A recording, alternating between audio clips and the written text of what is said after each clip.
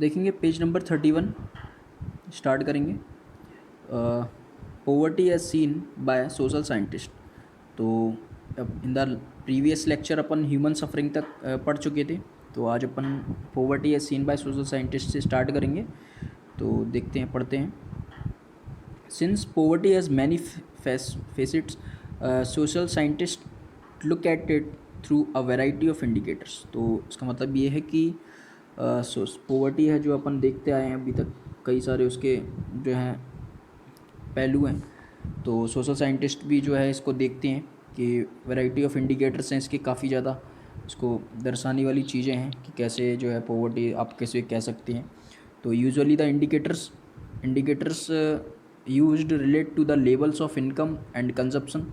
तो जो इंडिकेटर्स हैं इसके दर्शाने वाले, मतलब पोवर्टी को बताने वाले, तो आप ये लेवल जो है, लेवल ऑफ इनकम, आप उसके लेवल ऑफ इनकम से आप निकाल सकते, बता सकते हैं, और कंजप्शन के थ्रू भी आप बता सकते हैं ना।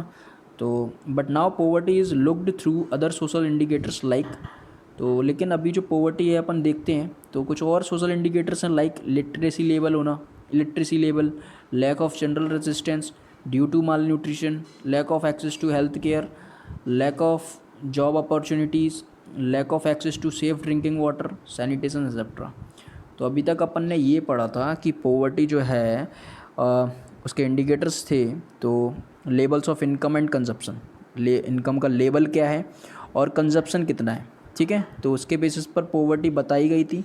लेकिन अभी और कुछ भी सोशल इंडिकेटर्स हैं सामाजिक, तो उसमें ये बताया गया कि इलिटरेसी लेवल कैसी है, पढ़े लिखे लोग कैसे हैं, लैक ऑफ जनरल रेजिस्टेंस, ठीक है, ड्यू टू माल न्यूट्रिशन, है ना, कुपोषित लोग, मतलब हेल्थ केयर फैसिलिटीज़ ना होना, lack of access to health care, lack of job opportunities, job अवसर ना होना, मतलब कि जॉब के अवसर ना मिलना, ठीक है, और lack of access to safe drinking water, sanitation etcetera, ये सारी चीज़ों की कमी होना। तो ये सब लैक ऑफ सब बताया गया ना, सब कमी के बारे में बताया गया ना, इन सभी चीज़ों की कमी होती है। तो अपन बोल सकते हैं कि जो है ये भी जो है इंडिकेटर्स हैं पोवर्टी के। तो analysis of poverty based on social exclusion and vulnerability is now becoming very common, see box. तो आप देखेंगे इस पोवर्टी को एनालाइज किया गया है on the basis of social exclusion and vulnerability. तो इस बॉक्स में पढ़ेंगे अपन सोशल एक्सक्लूजन क्या होता है। तो सामाजिक अपवर्जन आप इसे बोल सकते हैं इन द हिंदी मीनिंग, है ना, इसका मीनिंग होता है। तो पढ़ेंगे अकॉर्डिंग टू दिस कॉन्सेप्ट, इस कॉन्सेप्ट से आप पढ़ेंगे poverty must be seen in terms of the poor having to live only in a poor surrounding with other poor people. तो इस कॉन्सेप्ट से ये बताया गया है कि जो गरीबी है उसको देखा जाता है, मतलब कि जो पुअर जो हैं वो रह रहे हैं only in a poor surrounding, मतलब उन जो पुअर पीपल्स हैं वो रहते हैं पुअर सराउंडिंग में, है ना, उनके आसपास के लोग भी पुअर हैं विद अदर पुअर पीपल, ठीक है, और excluded from enjoying social equality of better of people in better surroundings. तो उन्हें अलग करके रखा जाता है, एक्सक्लूड कर देते हैं। देखो सोशल एक्सक्लूजन, आप मीनिंग से ही समझ आ रहा है, सोशल एक्सक्लूजन, ठीक है, सामाजिक अपवर्जन, समाज से थोड़ा मतलब कि हटा के उनको थोड़ा रखा जाता है, ठीक है, मतलब उनको इंक्लूड नहीं किया जाता, एक्सक्लूड करके रखते हैं, ठीक है।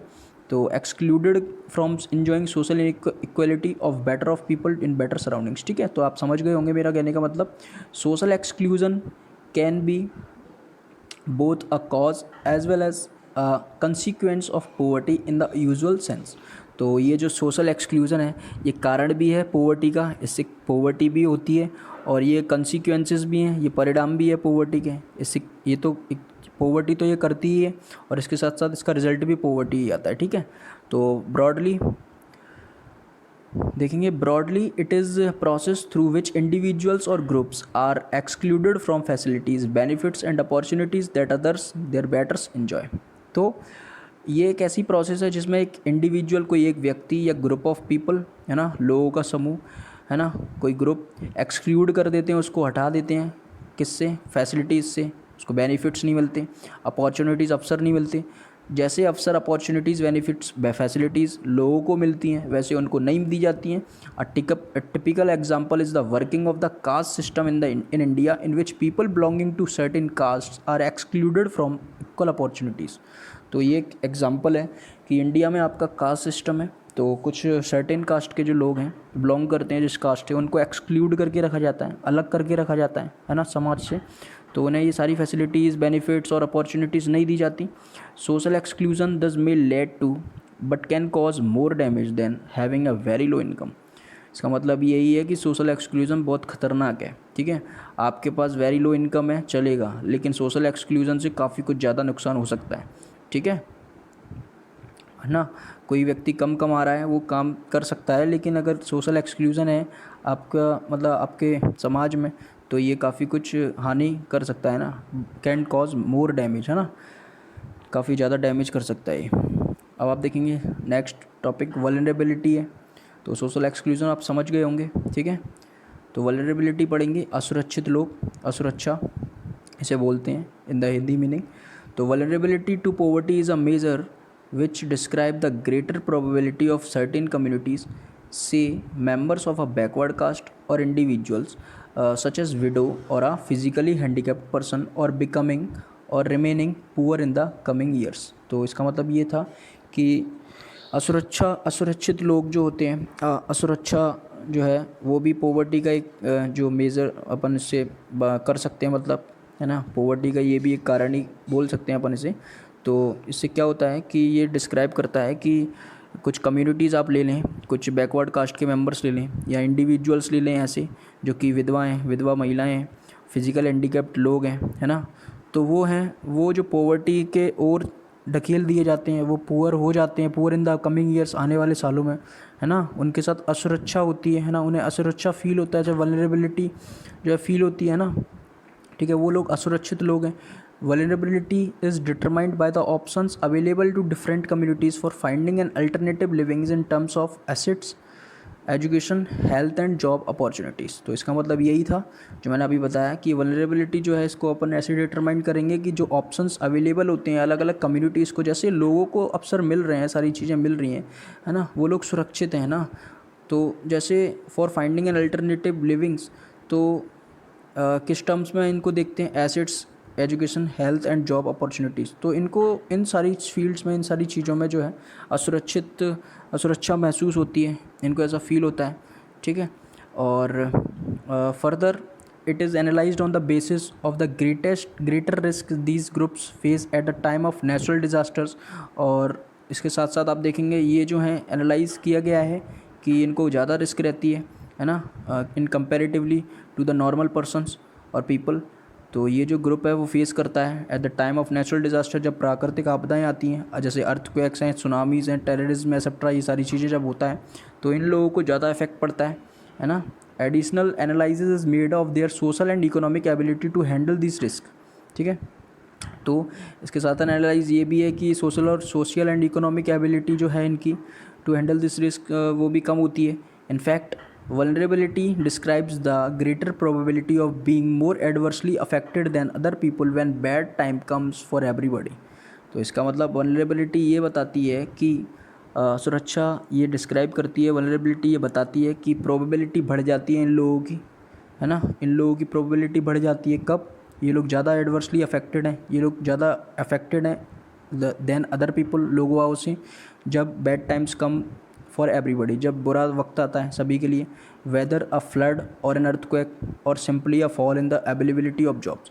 कब, जब ये सारी मतलब कि बुरा टाइम, बुरा वक्त अपन बोल सकते हैं किस रूप में, जैसे फ्लड हो गया, अर्थक्वेक आ गया, या बाढ़ आ गई, या simply fall in the availability of jobs, तो जॉब्स की कमी हो जाती है ना। तो फिर इन इन इन दैट कंडीशन तो ये लोग जो हैं कम सुरक्षित हैं, मतलब असुरक्षित हैं ये लोग, है ना, वल्नरेबल हैं, सॉरी, ठीक है।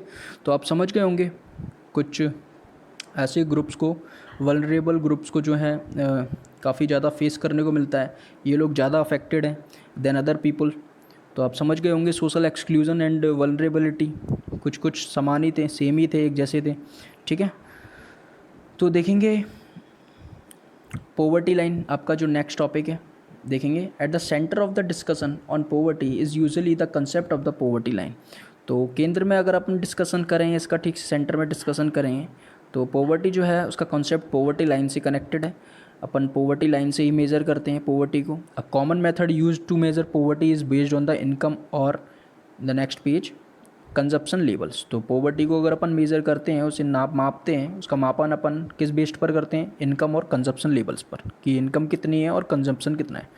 तो a person is considered poor if his or her income or consumption level falls below a given minimum level necessary to fulfil the basic needs.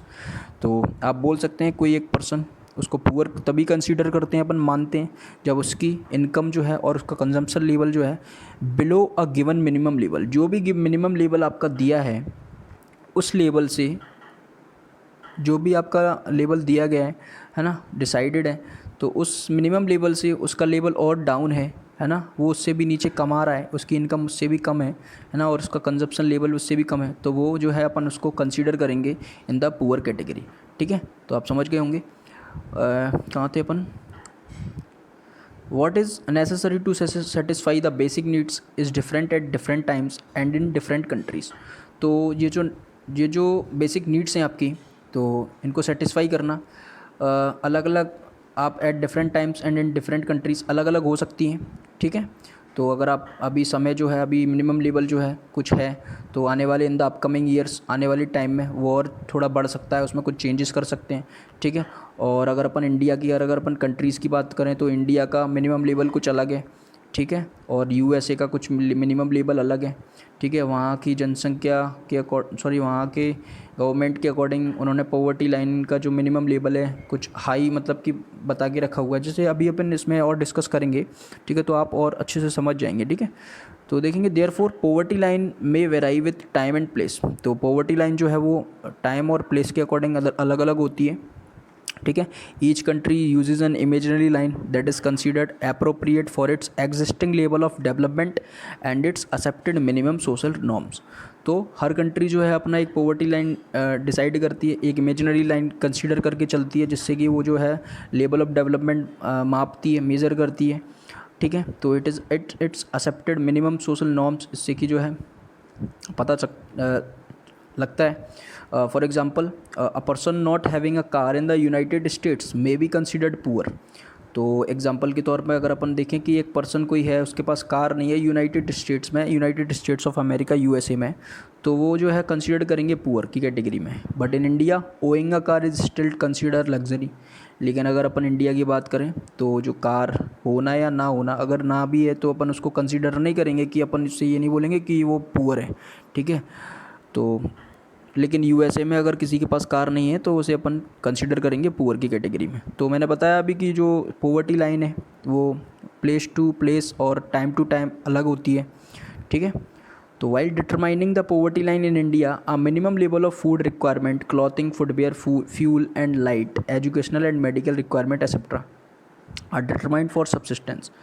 तो अगर अपन पॉवर्टी लाइन की बात करें इंडिया में, तो कुछ बात करेंगे मिनिमम लेवल की बात करेंगे, food requirement, clothing, footwear, fuel and light, educational in medical requirement, सारी चीज़ों के बारे में जो है अपन बात करेंगे। ठीक है, उसके बारे में। तो these physical quantities are multiplied by their prices in rupees. इनकी जो क्वांटिटीज़ हैं उनको मल्टीप्लाइड कर दिया जाता है और उनको रुपीज़ में कन्वर्ट कर लेते हैं, प्राइजेज़ इन रुपीज़, उनके प्राइजेज़ को। और the present formula for food requirement while estimating the poverty line is based on the decide calorie requirement. और अगर अपन देखें इन इंडिया, अपन फार्मूला जो है बना के चलते हैं उसको on the basis of calorie requirement. तो कैलोरी कितनी आपको मतलब मिलती है, मतलब जितना अपन खाना खाते हैं उसमें कितनी कैलोरीज़ जो हैं एक पर्सन जो है लेता है, उसके अकॉर्डिंग जो है डिसाइड करते हैं।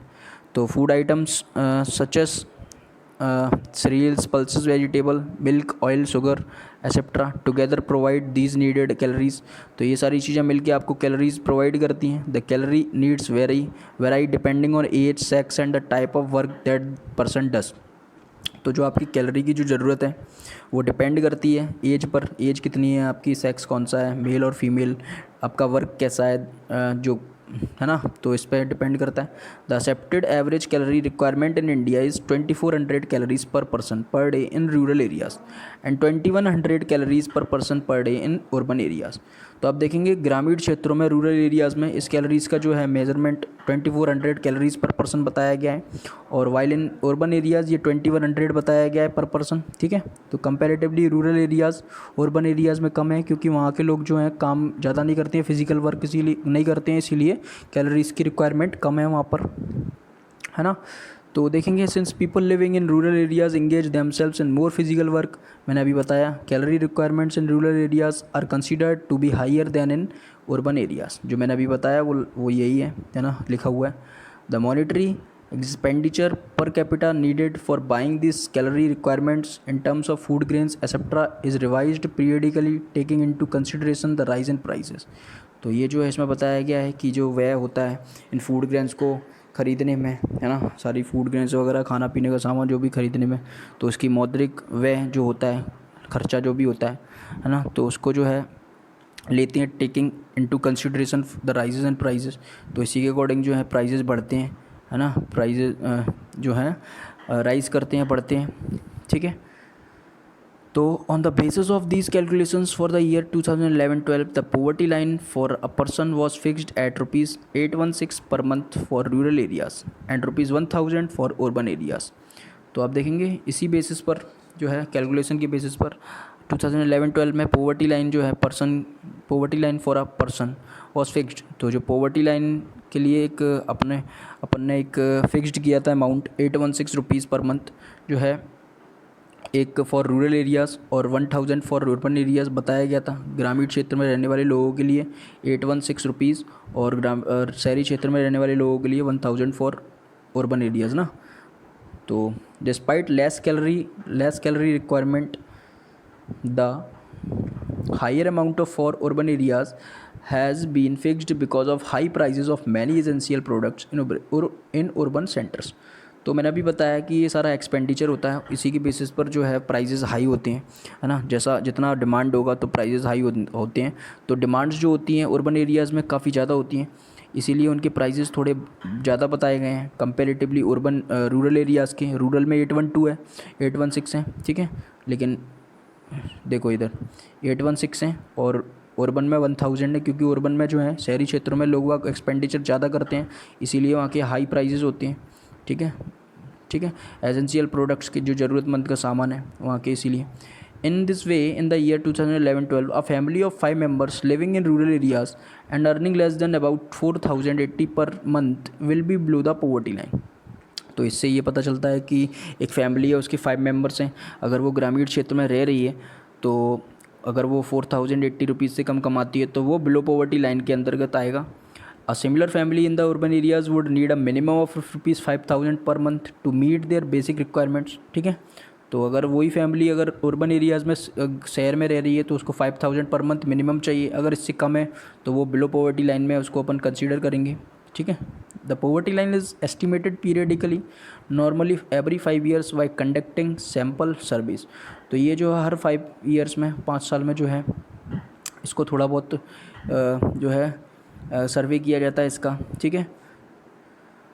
और this surveys are carried out by the NSSO National Sample Survey Organisation. ये आपको ऑर्गेनाइजेशन पता मतलब याद रखना है, ठीक है। However, for making comparisons between developing countries, many international organizations like the World Bank use a uniform standard for the poverty line. Minimum availability of the equivalent of $1.90 per person per day, 2011 PPP।